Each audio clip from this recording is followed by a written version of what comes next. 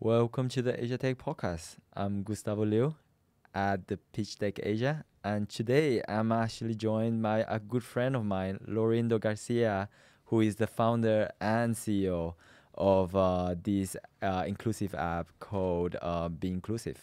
How are you, Laurindo? Good, Gus. Hola. Hola. ¿Cómo Welcome. estás? Muy bien, muy bien, muy bien. We are gonna start speaking Spanish now. No. Let's not go there. We're gonna end up facing some barriers. We're gonna have a very different audience. And Laurindo, you've had I've known you for a number of years now. Yes. And you've had so many years of sort of advocating for inclusivity, for equality, and this is such a hot topic right now, especially in the startup world, right? It's where people are realizing. I mean, I wouldn't say it's just starting, but I think over the years, companies, investors have realized that by investing in organizations that only have a specific type of silos, they are losing out. Right, and when you have more diversities, there are stats that go to show, and it's actually a fact to say that companies are losing revenue and profitability by being exclusive to a particular group of audience, be it in terms of sexuality, age, or social status, gender, race, disability, all of that, right? Yep. And so, what does it mean to you? Because you've been to the UN and you've spoken in a lot of sort of panel discussion. How important is this subject? I mean, my skin is really in the game, literally and figuratively. My journey on inclusion really started out as a kid. I am the child of Filipino immigrants to Australia. Oh yeah. And when I was young, I remember being taught that you could find if you're a young school kid, we were all as school kids, we were all taught that if you were ever in a situation where you're facing bullies or you saw a suspicious adult preying upon you, then you could look for any house or shop that had this yellow sign that said safety house. This is what, in Australia? In Australia. Oh, wow, that's really nice. This was a program run by the Child Protection Unit at Social Services in the government. We didn't have that. I was a child, as a Taiwanese, born from Taiwan and raised in Latin America, in Brazil. I wish we had those type of like houses where we can run to. Exactly. So, I mean, from an early age, we were taught where you could find a safe place with this yellow sign. And as I moved through my childhood and adulthood, I realized that finding a safe place as we got older was not as easy as it was to just look for a sign out the front. Like, for example, I had the unfortunate experience of being subjected to racist bullying all the way through school. Oh yeah, I experienced that as well. But I think it's children, right? Children. But even then, where could you go to find safety as a kid, in the Asian kid in the 70s and 80s, because nobody was equipped to deal with racism in the school. And they didn't understand. They didn't understand. So I was forced to think that, I just had to deal with it. And then, so there was no safe house for me or safe place for me when I was dealing with that. Then when I entered adulthood, street gangs attacked me because I'm gay. Yeah. At a train station. And yet again, there was no safe place for me to go that easily. And so I just felt that I had to deal with it, and that was just my reality. And it wasn't until many years later when I ventured overseas and living in other countries where I was even more exposed to risk because of discrimination. And really, it got to its head 1 year, 14 years ago, actually. And I started a job as a reporter, and here in Singapore. Oh, wow. And I come from a broadcast media background. And I started this new job, and a week after the job, the company doctor called me in and told me that I was HIV positive, that I would be fired, my visa for work visa would be denied, and I would be deported, all in the same breath, and told me to leave without any pointers about where I could go to find information or legal advice or anything like that. And the support system, like that is something that, where do you go and like try to gain information? That's right. And thankfully at that time there was communities. Well, no, it was more there were online tools. We did have the benefit of Google. I mean, it was Facebook, but we did have the world of the internet at our fingertips. And what I found interesting is that you compare my experiences as a young adult or a child where you really felt like you were isolated. And I had this assumption that I've got Google there with me now. I can find the help that I need. And it was incredibly difficult to try and find which doctor I could go to without fear of being turned into the authorities, or which legal assistance service provider. Ever since Facebook sort of took over and like data is being sort of analyzed, right?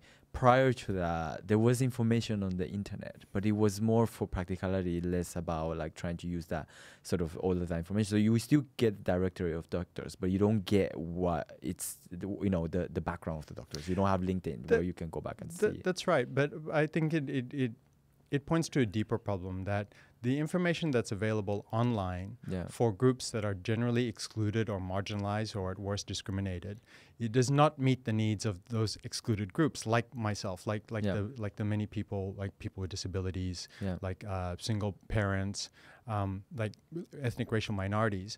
When you are excluded from just general participation in society, you're looking for different things when you're trying to assess an employer or a restaurant or a landlord or a real estate agent. But people make assumptions about what type of data you're consuming online, and without actually asking or designing user experiences or services online with working in collaboration with the groups who are excluded. And so what this means is that if you're using any of the search platforms or the marketplace platforms, let's take disabilities.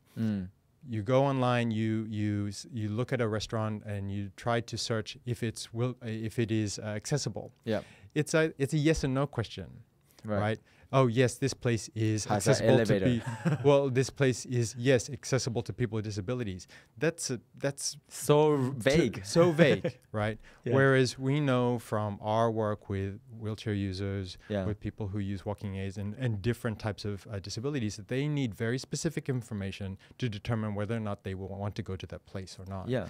And on the infrastructure front, I mean, what you're addressing here is for people with physical disability and some mental disability to a certain degree, they will want to look for places that it's convenient and it's easy for them to get there. Otherwise, it ruins the whole sort of experience. And is that entire sort of, it's a little bit easier because it's on your infrastructure, right? So modifying your infrastructure, but then let's look at the other side of the equation, where it's less about the infrastructure, it's about the education of the people that is working for you as an organization. What type of environment are you creating with the people that you bring on board? So you've got the physical space, but then you've got the people space that are creating that experience. Exactly, and based on the stories that we've heard from people at the grassroots, the physical accessibility side of things is actually the easy bit. Right?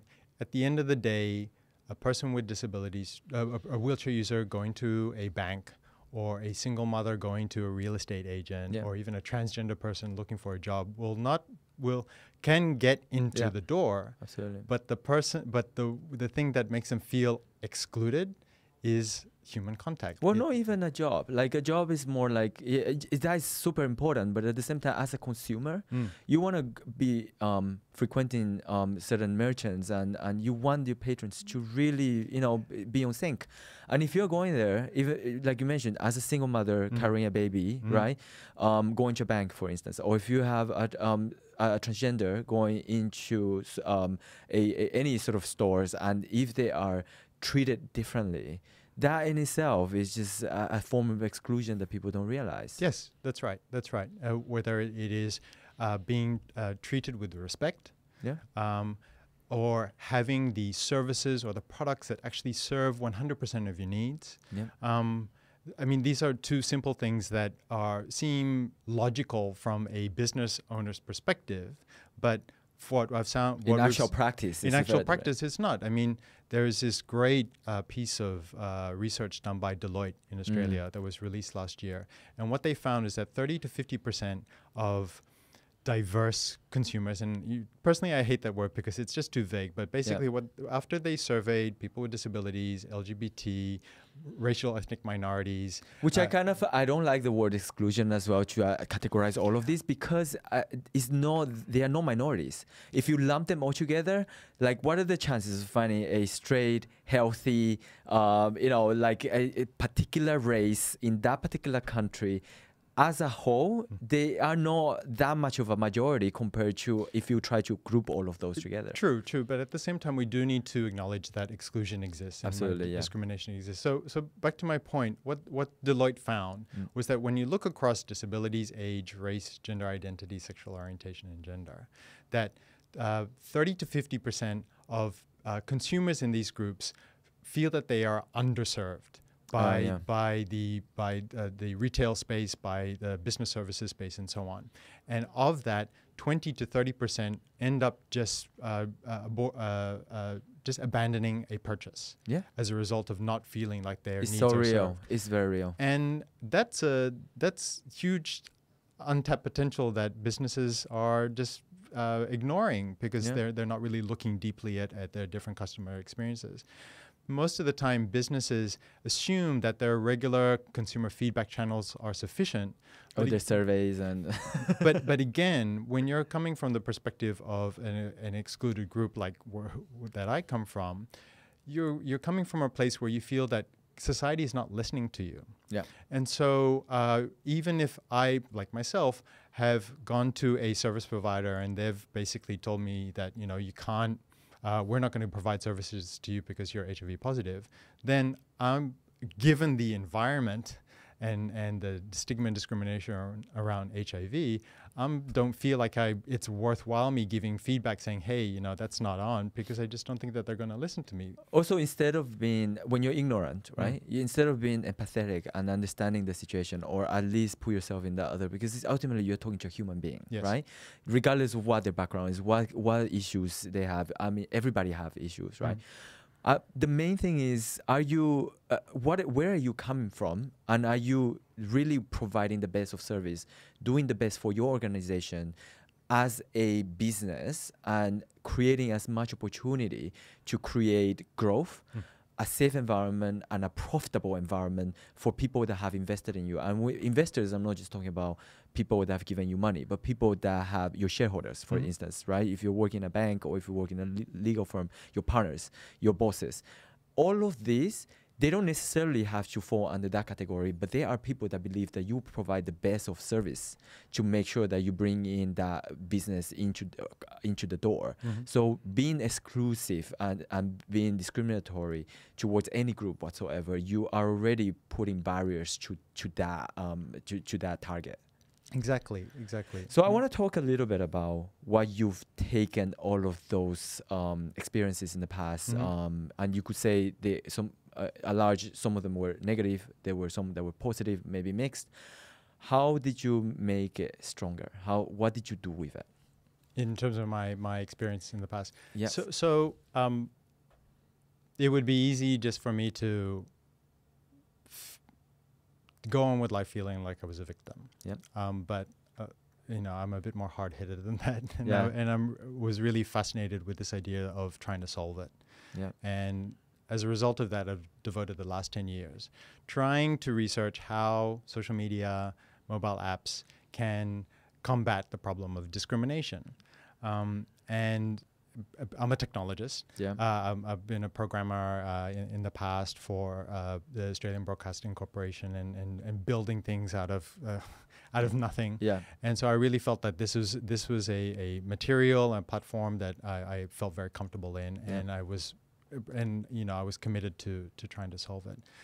And so I first of all started looking how social media and apps could help people like myself, people living with HIV, LGBT people as well, and doing research there and working out, trying to look, to make it more concrete, how can people access basic health services when discrimination gets in the way? And we were trying lots of different things, from building online counseling services, content marketing solutions, educational portals, all of these things, just testing, prototyping, seeing what worked, what didn't work. to try and solve that problem. Yep. And unfortunately, lots of things did not work. Yep. Well, I mean, they didn't get the level of impact that we were looking for, and we were just... Well, but it worked in the sense that it got you to filter out the ones that, you know, and I always think that for every time you identify something that does not work, it gets you that one step closer to what it actually it's supposed to work. Absolutely. So, you know, I saw those as great and valuable learning experiences, and it helped propel us keep on moving forward, which is a very different mindset in the non-for-profit space. Yeah. Really took inspiration from startups and tech to really help us keep our morale going when we were not getting the traction that we were looking for, but all the time we were learning. And then we finally arrived at a idea where we would have an online concierge, to help young lesbian, gay, bisexual, transgender people find health services that were inclusive to their needs. And this was in 2015. And again, we didn't get the traction that we were looking for, but we had great roots in the community and grassroots groups. So we were able to, when we were doing our routine evaluation at the end of each of these experiments, we could get some good quality feedback from the community. And the one piece of feedback that I got from an Indonesian interviewee that I'll never forget, and what this person said was that what you're doing is great, because ours was focused specifically on sexual health, reproductive health, and access to services. What this young person said was that what you're doing is great, but ultimately, because you're just talking about health, you're just reminding me of my problems. And I'm a young person. I'm not really thinking about health these days. Which is the truth, by the way, because a lot of the healthcare providers and apps and technology that's coming out is sort of reminding you of what is wrong with you, or like trying to point out something that could go wrong with you, but instead of looking at it from a more positive sort of light, right? So it's sort of like what do they call that? There's a term for that a lot of the NGO use. It's something like to do with like tear porn or like sympathy porn. Right. Sympathy porn. That was the term. And essentially they kind of shifted their focus now and looking what it could be more a positive message. That's right. So what this interviewee told us was that, you know, what I'm interested in right now, what's important to me, are trying to find places where I can hang out with my friends and not be harassed, or find ways where I can finish my studies and do so and be myself, or ultimately find a career at a company where I feel like I'm welcome. And so we parsed all of that together and thought, okay, that's interesting. That definitely was a catalyst for us to shift our mindset and not just focus on just one area, but actually broaden it and be more responsive to people's needs. But then we thought, okay, if we're going to move the needle and go in that direction, which is huge, we're talking about different verticals, different categories, all of the other things, then is it only LGBT that are experiencing this problem, this pain point of trying to know where to socialize, where to finish their education, and where to find jobs? And so we started doing work we expanded our remit. We started working with minority women. We started working with people with disabilities. We started working with other ethnic racial minorities as well. And we started seeing a pattern. And that was where we then thought, okay, let's look at building a app that can help multiple groups find inclusive places. And we started that process in 2016. And that was essentially where you came up with that problem statement for being inclusive. Yes, I mean, our mission is to make the world a more inclusive place. And at that time, we thought we would do that by helping people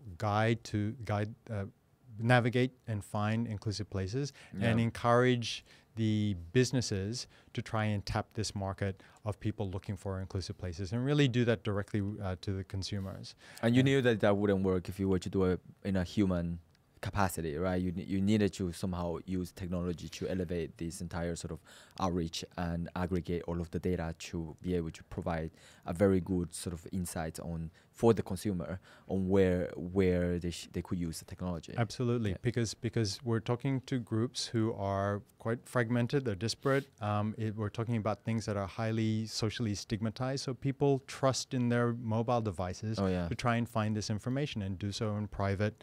And so that really guided our mobile strategy in 2015, 2016 to the beginning of 2017. And so we were really just focused 100% on building that app, making it as useful and as delightful as possible for the users. We created a brand that was not about discrimination per se, but really trying to create a vibe and energy that made people feel welcome, that they could find all of the things that they're looking for with this mobile app. And the great thing is that when we piloted it in Singapore at the end of last year, we got great results in terms of how we're tested with small user groups. And the market size is huge. I mean, like by doing a sort of a litmus test to see how the outcome is going to be, you have across the world, there's just across all of the different groups. I do kind of wanted to add one more group, which is the ex-convicts, people that have gone to jail. They're oftentimes also criminalized, sort of stigmatized, and because sometimes, especially in the early couple of months, where they have to wear tracking devices, and that is just open for the public when they're trying to be going out there and just make a living and find a job. And same thing goes for all the other group, every single one of those groups that you listed on your deck. Yeah, I mean, the great thing is that now that we've gone through this hard work of trying to find patterns, trying to find a common platform where the individual needs of a person, whether it's in relation to gender, race, disabilities, or perhaps social status, past experiences as well, we've got a flexible framework where we can add different things and people can customize their experience depending on what their need. So that prototype app performed really well. Every time we presented it to community groups, they loved it. And I took it to Silicon Valley in New York at the beginning of this year to see if we could raise fundings. And that's kind of when things didn't go as expected for me. Okay, so let's talk about your challenges. What happened there? Because this is really good insights for a lot of people that think that it's easy. Oh my God, America, it's like the place where you want to be to do a startup. Actually, it's not really that easy to raise funds. Yeah. I mean, I showed up in the States with a product, indicative traction, domain experience, deep roots in the community, even the United States. And we thought that would be enough to convince angel investors to really give us the support that we need to take it forward. And what the angel investors told us, both on the East Coast and the West Coast, was that great idea. We love that you're tackling a big social problem. That's really what we're encouraging startup founders to do. But you haven't shown us how it would make a good business.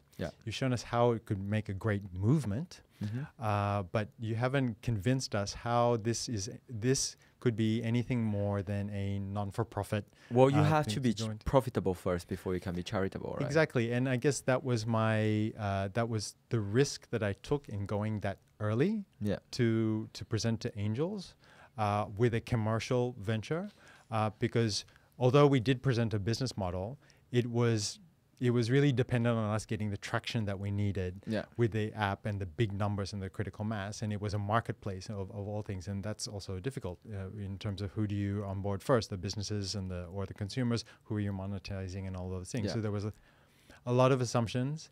And what became clear to me was that for a B2C mobile app model, trying to tackle a huge issue like what we are tackling, we would be in direct competition with some of the big tech companies, and investors were skeptical to invest in us because they saw we would just be hungry for marketing dollars and trying to compete with the big names, and that didn't really seem to be cost effective or a attractive investment opportunity at this stage in the game. So you had to actually grind through the process, and after you've actually created your product, you had to now figure out what the business model is and the monetization strategy. That's right.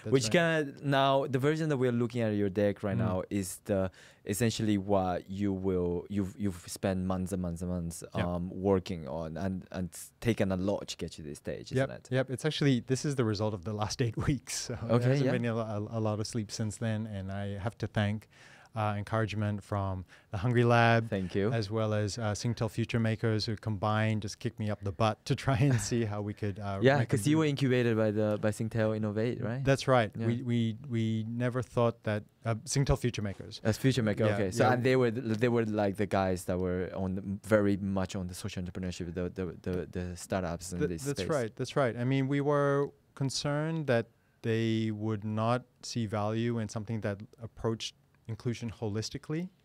But what we were thrilled to find out was that they saw that we were aligned with their core values at Singtel. So as a result of that, and also other mentorship that we got, we were able to turn things around in 8 weeks to switch from a B2C mobile app business model to a B2B2C business training and certification ecosystem model.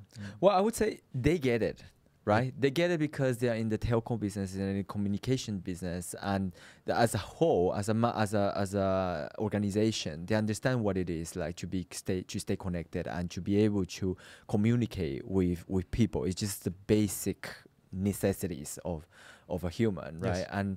And to look at Be Inclusive as an app, but also as a mission.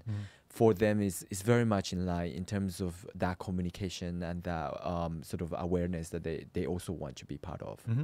Businesses, I think, over the years have moved beyond just looking at profitability. Telcos are probably one of the most profitable businesses that the government do want to own. And we've got many telcos across Asia. Singtel is probably one of the biggest, if not the biggest, and the richest of all the other telcos. I think you definitely there were a lot of resources that I'm sure they've been able to provide to you and give you a lot of sort of guidance in this area. But they're also facing a lot of disruption. Oh yeah. The ways of doing business normally for telco have changed significantly from the past. So they know that they have to innovate. They know that they need to think differently about how they do business, which makes a natural partner for them to be working with startups and particularly social enterprises as well. And I think they also see how diversifying your customer base, diversifying your workplace or your workforce also are things that contribute to ultimately to innovation in your product, in your service, and ultimately in your bottom line. And that is essentially the difference between investing as an organization. If I was, let's say, I'm not Singtel's CEO, but if I was Singtel's CEO and I was looking at, with profitability, which is very, very important, and customer acquisition, all of that. But how much investment in my own company from my shareholders' money do I have to put in terms of acquiring sales staff, like management, getting all of the sort of acquisition and the service staff so that you provide that seamless experience which Singtel does provide. But at the same time, could I invest just a small portion of that money into a fraction of that amount into a startup that is solving for real problems in the world, right? That has a real impact that will create change. And essentially, I could see return today, return from my investments. I don't have to wait for returns to show up in dollar sign, because the mere fact of investing into a social or with a company with a social mission it's already a message that shows to my customers that I care about all of these different spaces. That's right, and I think that the case has been made. We have a clear example of how businesses must not only look at profitability but sustainability. Absolutely. And therefore, sustainability is a key KPI for many investors when they're looking at companies, and increasingly so, understanding about social inclusion and those other factors. All of these things are taken into consideration from investment, from shareholders.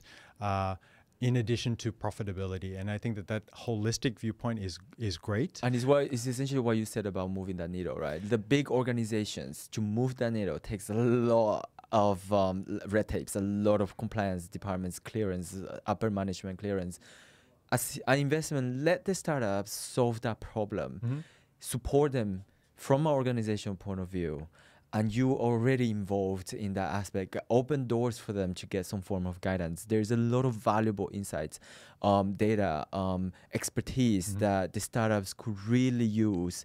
Not because the startup founders don't bring that area of expertise, but fundamentally, be able to knock on doors, and the difference between knocking on door and versus having an introduction, it saves you so much time. That's right. I mean, it's an investment in R&D as much as it's an investment in getting better performance on your KPIs. And beinclusive right now, it's already deployed in the market.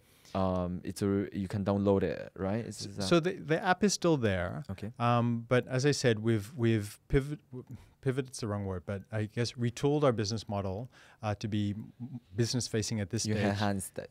That's right. So we've enhanced it. So where our main focus right now is working with the businesses to help them improve their inclusivity, improve the way that they provide services to diverse groups, both on the infrastructure, from the infrastructure to products and services, and right? The people, yeah. Or workplaces, yeah, right? And through that process, we then gather that data. So that is where you were talking about the certifications. That's right. Yeah. That's right. So it's a B2B to C business training and certification ecosystem. We get businesses assessed and provide training. And then we deploy our agents to verify their progress. And as a company improves their inclusivity, their ranking in our database improves. Yeah. And then we supply our data to a network of community partners that includes the Disabled Persons Association, AWARE, the women's group here in Singapore, Pink Dot, and other partners. And we're also in talks with some of the tech platforms where people are already doing their searches or purchases to supply inclusivity data to them, so the tech platforms can build features on inclusive data. And you've also started sort of slowly talking to some of the banks and some of the larger organizations. That's right. That's right. I know Singtel's connections with all of those other telco companies and branches. So you talk about we. Could you give us a little bit of insights on who are we in beinclusive? Sure. So I'm definitely not doing this by myself. My head of engagement, Simin, she is an expert in consumer behaviors of minorities and other excluded groups here in Asia. And then we also join me on the team. We have corporate trainers and curriculum designers. Obviously, the content is so important. That's right. The assessment, all of that is so important. Absolutely. So these people, Jack, Rayan, Brandon Fernandez, have worked with a number of global brands. Such a diverse group of people. That's right. And also what you don't see in that slide is also our advisors as well, who also come from, they're alumni of Morgan Stanley, Opera, the internet browser, Sun Life Insurance, giving us expertise, knowledge on the business side, on UX research, as well as UX design as well. And so what has happened is my diverse team has been hired by global brands and also partners like the UN, USAID, Levi Strauss Foundation to promote inclusion, not only at corporations but in some of the world's most hostile environments. And we've taken what we've learned from that and also everybody's own personal experiences and put that into the DNA of what we're doing now. And we've been getting early recognition for our efforts. And the fact that they are in different parts of the world, you can cover a very wide array once you are ready to go and deploy into other markets. So you're using Singapore as the first sort of testing ground. That's right. Our number one focus right now is on Singapore. We're targeting multinationals in the country who care. And then from that, we believe once we nail that over the next 6 months, we believe the next point would be Hong Kong and then Thailand, Australia, Hong Kong, Thailand, really looking at the main financial centers, but also the centers for foreign investment in the region as our entry point to greater Asia. If we're going to scale up fast, where we're going to get that volume, I mean, ultimately, we believe that it will be small, medium enterprises across the region that will drive our growth. But in order to get that, we need to improve our ability to be able to help those big volume of clients succeed. So we've got some pretty important lessons. And as you're scaling across different parts of the world and Singapore and all of that, obviously inherently you face competition, right? That's right. And you have a slide here with all of the sort of different groups that I don't necessarily agree they are fully your competitors. There could be collaborators. A lot of them are actually more like your. That's why you wrote market players, right? How you essentially going to be collaborating in the future. Could you talk us a little bit through the sort of the space. The landscape. Yep. So if we're looking at a quadrant, and then on the left-hand side, we've got players in the business training and certification space. Yeah. And on the right-hand side, we've got players in the consumer advisory space, all right? Yeah. So helping people get a better understanding on their decisions. Yeah. So in our vicinity, we have a online training platform, Linda, that famously was acquired by LinkedIn for over $1 billion. Yeah. And also Trustpilot, which is a consumer review reputation solution that recently closed a Series D round for $73 million. So we see all of these as players, potential collaborators for sure. I see a lot of collaboration there because, I mean, you talked about LinkedIn, you talked about Linda. You've got WeWork, some of the co-working spaces. A lot of them have been on a movement to want to address diversity and inclusivity. WeWork, for instance, has this thing called She Leads, where it's about female leadership. It's about women that are empowered to speak out and lead teams in the startup community, right? You've got other organizations that are doing various different things. Right. And I think the fact that you guys are a tech platform, a lot of them aren't really doing sort of tech related. There's a few that are doing tech, but they're not sort of connecting the public and the business owners from a mindset of profitability. A lot of them come from like social entrepreneurship only. That's right. Which needs to be acknowledged. I mean, that's incredibly valuable. It is, yeah. Particularly the reputational side of things in terms of reputational value, showing yourself as an inclusive business to the outside world, to the marketing advantages there. But what we're interested in is to take that conversation further and demonstrate how that can impact on your sales, your bottom line ultimately, because that's the last mile. Oh, yeah. If you can show how all of that investment Can turn into in workplaces, in marketing, in reputation actually results in greater sales, in more resilient products and services that help a company navigate all of the uncertainty that you know. And that resiliency, if you can't make revenue, right? You forever be raising. You forever be depending, and which is. I mean, we've shown that NGO, the old traditional NGO model, have worked up to a certain extent, but now it's about empowering whatever type of social entrepreneurship you're working on. Is not just about trying to get money from governments or from institutions and like give it to people in need, but essentially is to use that and teach them and empower them with knowledge and expertise so that they will be able to build something and become resilient, like what you said, and be able to earn revenue. Even though you can't make money, you can if you can't raise money for investors, you can still make money out of what you've built. That's right. That's right. I mean, all of the community partners that we've partnered with, they all have some value that they've created that they have to offer businesses, whether it's through training, whether it's consultancy, whether it's some other form of IP that they have created from the grassroots.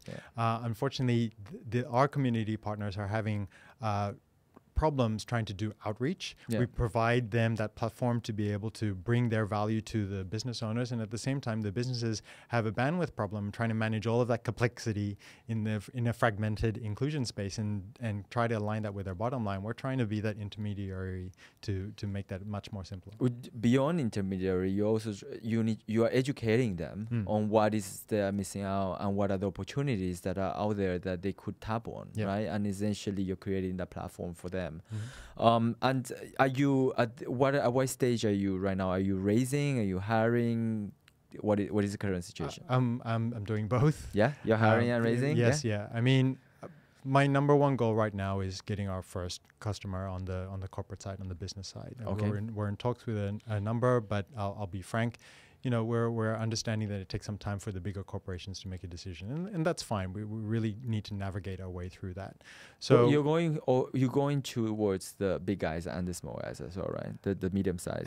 At this stage, it's the big corporations. Yeah. It's not that we want to ignore the SMEs. We see them in a pipeline, but we also know they require that's a huge volume it's the cost and the time that they might not have. That's right. So we need to provide them a different set of services and products that we've actually designed. It's our ability to roll it out at volume. Once we get, last year when we did our pilot of the app, when we're still 100% focused on the app, we grew from 20 businesses who wanted to be enrolled in our app database to 1,000 in 3 months. And that's a great outcome. That was a great problem for us to have. But we also realized if we want to make that meaningful for the small medium enterprises who wanted to sign up, then in order for us to maintain integrity, we need to give them something that is of clear value.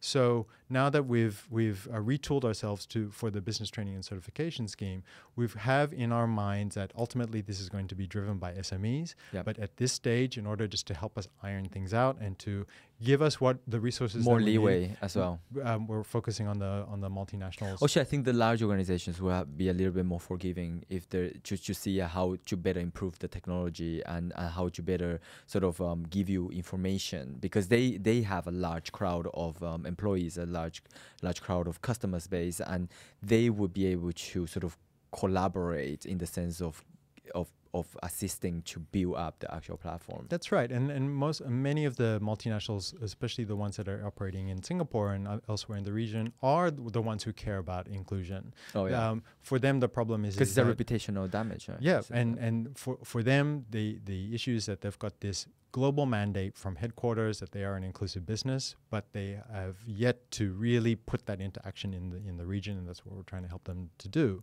But if we do that well, then we know that those multinational clients will lead us to SMEs through their supply chain, through their ecosystem as well. So we feel that this is a really good first step. The portfolio that you're building it of paying customers, that is you're picking your fights. That's right. That's right. Because based on what I learned from pitching to the angel investors, really at the end of the day, our life will be made much easier if we can demonstrate how we've got our customers in a recurring way. And so that's my number one focus. So you're raising your seed round? Seed round at the moment. How much are you raising? $360,000. $360,000, and that is in US dollars? Yes. And where would that take you? So 40% of that raise is for bringing in our key hires. Mm-hmm. Right now, where we're doing it, I'm basically working, not being with the group. Right now, so everybody's just putting in their skin in the game and trying to keep costs incredibly low. Bootstrapping. Yeah, that's the way. We bootstrapped our early months as well. So roughly 40% of the seed capital will go towards that, and then 20% for building out our revenue features of our product, of our certification and training product, and then another 20% for our client acquisition activities and marketing, and then the remainder for tax and other overheads. Yeah. Can I just say, like, I am so proud of you, Laurindo. Like, I remember when we met back in, was it May this year, and you were like, oh my God, my run rate, I'm gonna have to close down in a month's time. Yeah. And you've come such a long way, and now not only are you not strapping for cash, but you also manage your finance so well that you are ready to hire, right? You're looking for people who are able to join you, and be able to do that. And there's obviously a lot of that credit to the Singtel future makers because of the period that and the resources that they've also provided you with. What sort of positions are you looking to hire? At this stage, the key one would be on the business marketing side. Okay. That's definitely one area where I can't claim to know everything in the world. And that would be my first key hire right now. And is that more like one of the co-found, like early enough, like sort of equity holders? Yes, definitely. Ultimately, I want to hire a person who wants to stay with us in the long run, and I am offering a co-founder role. Then after that, it would be head of engineering as well. I mean, I can hold the ship for now. Yeah. But if we really want to get that scalable model of product that really brings in high volume SMEs, then I need somebody who's beyond the skill set that I've already got. But that's what it's looking like. And you've been out there in the public and with the community, day in, day out, and essentially it's about you've been connecting with the people, right? So that essentially will, having somebody to work together with you will amplify that much faster. Ximing has also been very active in this space. Incredible. You guys been hosting events and all of that. That's right. And we've been trying and prototyping different types of events, how that could help us with our not only increased visibility, but also how can that help us gain access to potential clients. We've got another event coming up in the beginning of December as well, where we're going to roll out our prototype training learning experience as well. So it's nonstop. So what is next? I mean, you've got the race happening. You've got the people. What is next? What can we look forward to for Be Inclusive? So as I said, we're focusing 100% on our clients. Acquiring clients, servicing them, and seeing them be successful. Getting more sort of businesses more in line with the mission. And that's right. So what that looks like is one of two things, or perhaps it's a combination of both. Either a company comes to us looking at how they want to improve the inclusivity of their workforce, which is, admittedly, that's not new. That's not something new, but there's definitely a lot of companies wanting to look at diversifying the workforce. So that's number one. We want to see how we can add value to that through our training and certification scheme. But secondly, I think that's much more exciting. At least it's something that I get a thrill out of thinking, is how we can help companies who are perhaps already moving the needle on the workplace inclusion and wanting to put that diversified workforce into action in diversifying their customer base, whether it's through products or services. Really take that insight that can only have been drawn from a diversified workforce and start putting it into enhancing existing products, creating new product or service opportunities, and then bringing that to market as well. To dispel a little bit of myth, and I personally feel, because I've worked with a lot of startups across different parts of the world, do you think that Singapore is harder compared to, to drive this inclusivity message to business owners as compared to other parts of the world? I would say that there is some things in the environment, particularly in relation to our ability to talk broadly about inclusion is made difficult by certain laws, which is unfortunate. But I've also seen that there is a lot of innovation and creativity in how companies address that reality of the local environment here. But from you, like, going out, besides, I mean, not sort of meddling into, because that's a whole different subject in terms of the law, but like in terms of the understanding of business owners in the space of creating a inclusive environment is equivalent to being a more profitable business. Do you think they understand that? Because you talk to businesses all the time. What is your general feel? So my feel is that more often than not, most businesses want to be inclusive. They feel that they are inclusive, and they have and they see that broadly. Do they understand? You mean they feel? Because is that, are we talking about denial, or are we talking about like ignorance, or just like not being educated? No. They understand the social importance of being inclusive. They also understand, in theory, that a diverse workplace, a diverse business is also good for their bottom line. They understand the logic of it. Right. What is lacking is they don't know how to implement. That's my perception as well. Like they don't know how to put things together and what angle and should I go that direction. That's right. Right. And so that's where we come in. So we're trying to show them that it is much easier than they think. We're trying to show them that what we're talking about here is not a thing about making business owners be ashamed of what their weaknesses are, but really showing them the opportunity, once you get the data, once you get the insight from people at the grassroots, that there's lots of things that you can do. Absolutely. And it's not just about physical accessibility. That's just one step in a long journey. There's by doing business with people with disabilities, by doing business with LGBT, with women as well, as opposed to just seeing as a service, like this is for you, or as a charity case only. I mean, let's do business with these marginalized groups, because what you will find is that there's great ideas, there's these different perspectives can shed light and on, there's real pain that's worthwhile being solved. That's and right. So startups that are solving this space are definitely tapping on a real issue that is inherent in the world, and it's sort of underlooked for a very long time.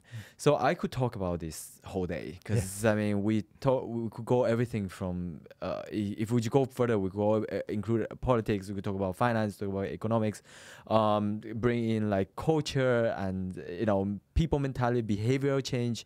And we've had a lot of this type of conversation. But unfortunately, we are sort of coming towards the end of the show. And I have just one more question, which is, if with the raise and the hiring, if our audience want to reach out to you, how can they get you? Right. They can find me. One fast way is on LinkedIn. Yeah. I'm a big advocate of LinkedIn these days. Yeah. I'm very active on LinkedIn as well. Yeah. Yep. I see you on LinkedIn all the time. Always posting stuff. Alternatively, on through our website. So that's www.be-inclusive.com. Awesome. And that concludes our recording for today. This is Pitch Deck Asia. I'm your host for the day, Gustavo Liu. Thank you for listening. Thank you, Laurindo, for being in the show. Thanks for having me.